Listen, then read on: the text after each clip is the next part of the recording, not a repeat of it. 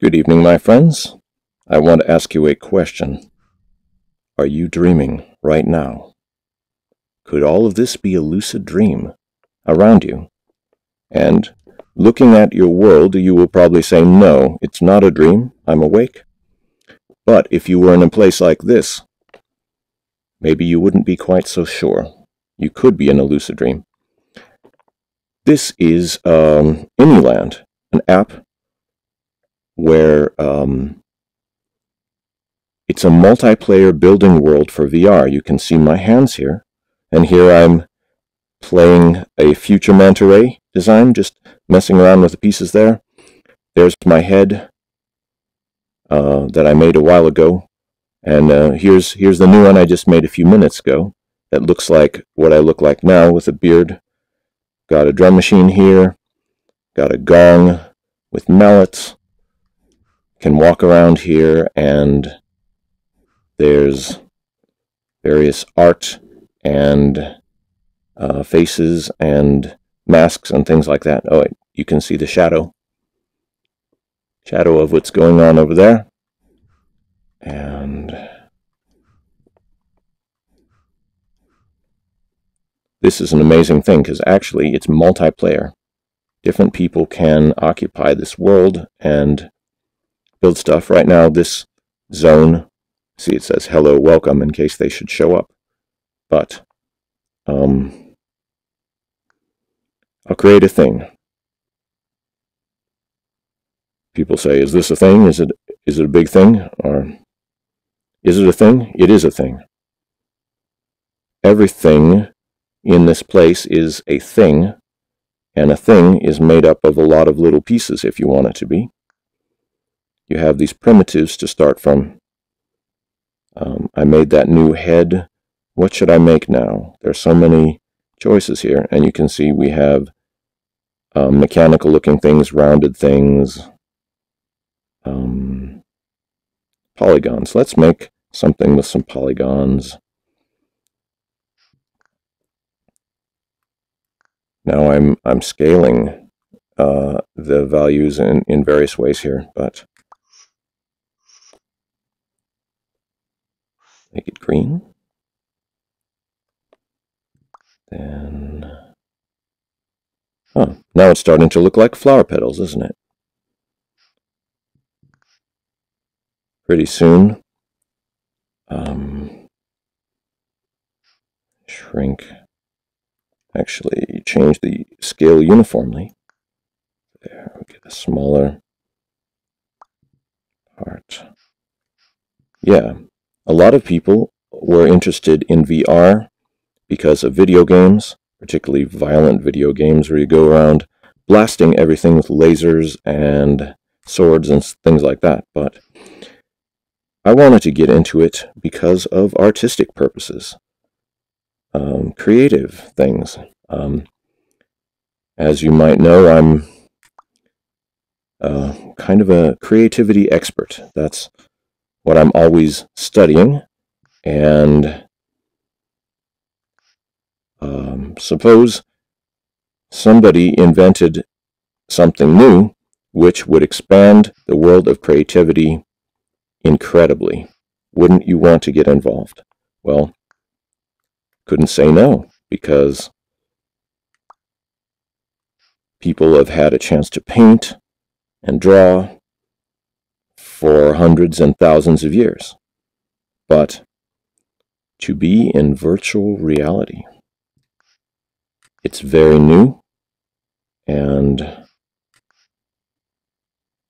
so that means that I could paint a picture, and I like to think that I'm doing something new and interesting, but other people may not agree. They say, oh, that's been done before. But with virtual reality art, at least we have some literal space to explore new directions, and that is very exciting.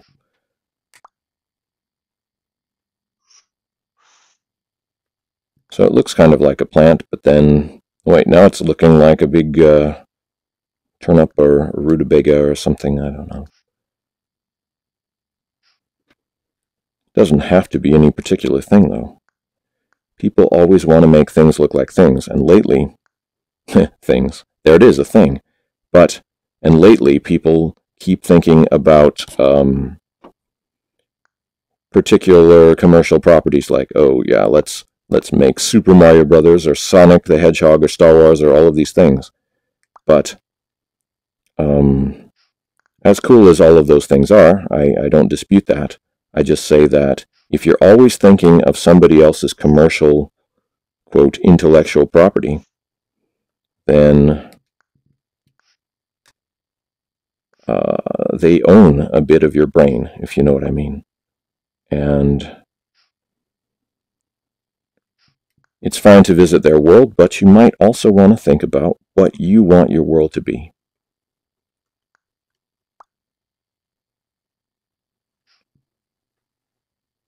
And when you have a set of blocks or pieces or just whatever, something that is very, very basic, then that is where all of your pre-associated ideas don't get in the way. You don't have to think about things being like another one of my favorite things is Mega Man, but that has a bunch of preconceived ideas in it too. And we think those ideas are so basic, how could anything be not basic? But when I was more of a gamer, I was playing a lot of games and it was distracting me from my art and design work. I realized I was often stressed out because of late night gaming sessions and all of this stuff. And you don't think about it, but in the world of games, everything is basically trying to get you, either trying to get you or oblivious to you and just doing its thing. And you usually have to beat it with lasers or swords or blocks or whatever you're doing. It's always something adversarial, this game, that you have to do it in a time limit or else you lose. And that's cool, it's exciting, it's a great formula, and it does correspond to real things in our lives. But at the same time, if you're always in that mode of thinking, then you're always going to be kind of stressed. You're never going to be able to fully relax because you're always thinking, oh, what's the latest enemy that is coming towards me? Also, the idea of everything is your enemy or your friend. It's all of these sort of battle between these forces. And in the real world, you meet people, and most of them do not fit into these clearly defined ideas of just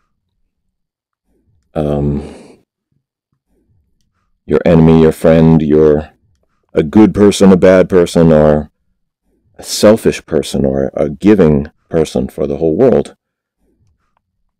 It's not clearly defined, or most people fall between those points. So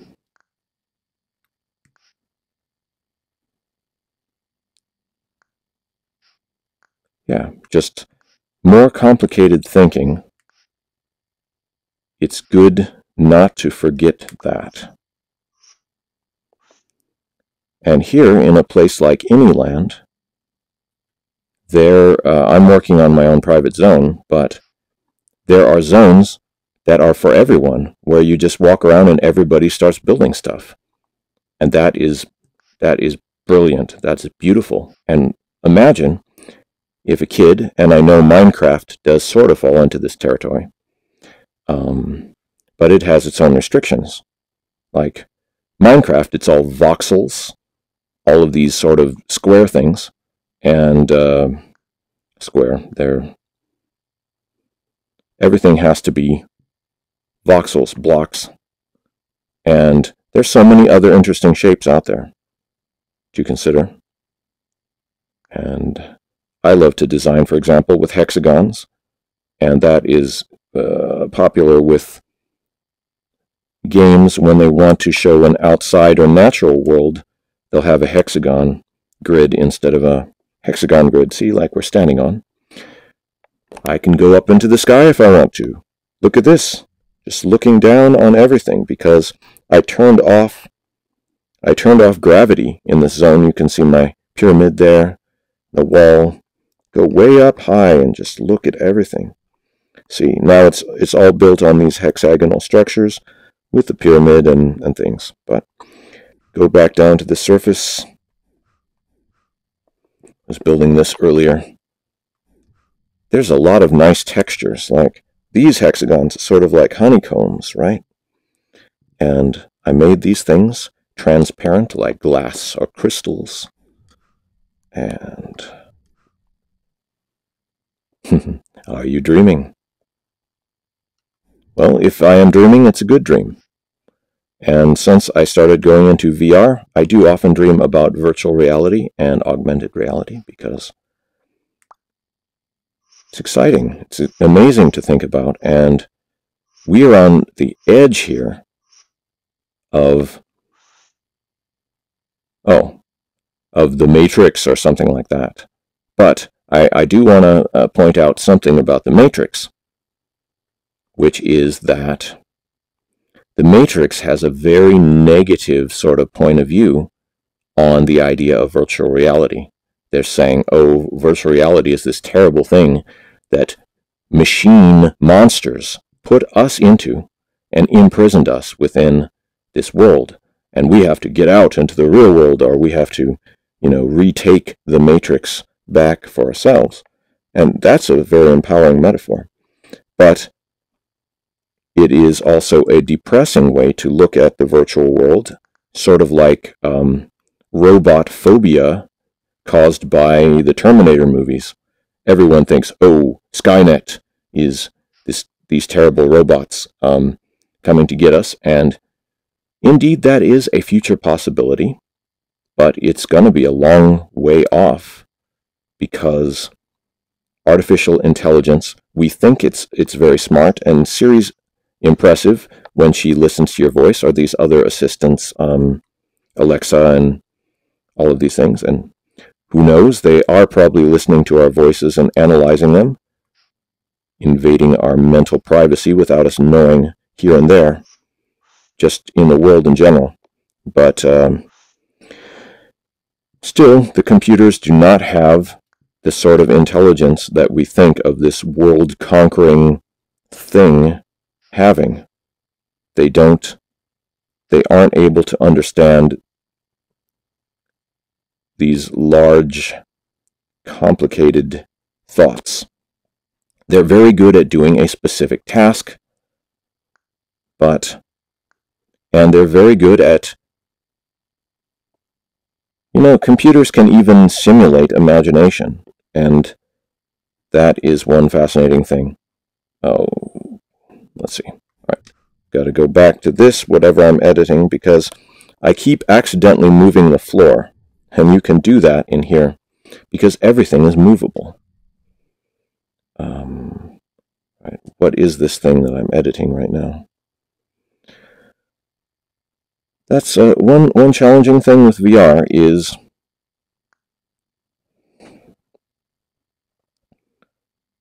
we'll say floral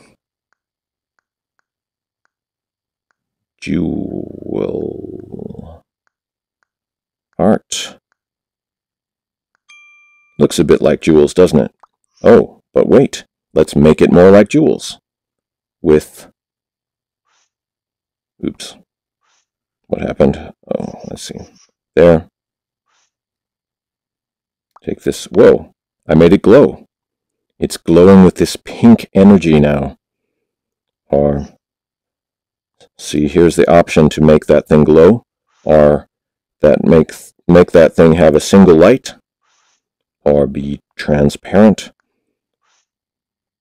There's various, make it It's shiny, sort of metallic. I like that. Or what's this one? They've added so many wonderful options on here since that is the wonderful thing about VR. And actually, I believe you can use this app now without being in VR. So I'll have to go back and try that later. But, now they're starting to look like holiday ornaments, you know? Oh, that's so pretty. I've always loved geometric forms. Even before we could go into the computer and look at them like this, but there's something so just beautiful about these geometric forms.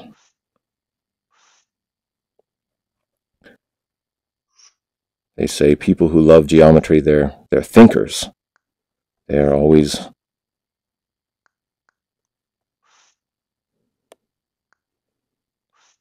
And the thing about me, I'm expert of creativity, creative technologies, you might say, is that my brain is half mechanical and half creative. And so I'm always thinking of ways to connect the two of them. And then I'll tell you guys about them, and you'll tell me about things. And that's what the wonderful internet, YouTube and all of these other things, Instagram. Yes, I'm on Instagram, follow me, and you can see a lot of my drawn art is on Instagram, but you could, other things are there too. Look at that. Wow, that's beautiful.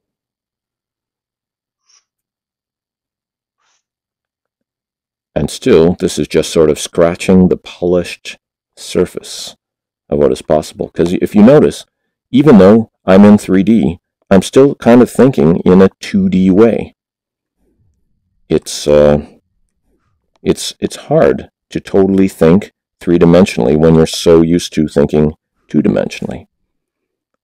But I'll learn, and you'll learn, and we'll all be learning together. See, I'm building from, oh darn it, how did I get into the hexagon floor pattern again? All right. That. Okay. This thing that I'm building, how do I get back into it? Oops. Yeah, it's a little bit complicated. Okay. All right. Close. Floral jewel art. All right, before I mess up anything more, I'm going to say done. Bling! That tells me it's done. But then, now that I have this as a thing, I can move it. I can put it somewhere else here. Maybe I'll go and put it by the edge of the pyramid. Or I'll move over here. See the sunset. Oh, what a beautiful sunset, right? And I'll put it up here. Get ready for the holidays. Have to remove my mask so I know where I'm even standing in the room. Because you can keep moving around your point. See, you can keep moving around your point, and then you'll know how everything is supposed to go. And actually, I can put this on my head, so I'm wearing this like a mask. But take this, make a copy. Yeah. And now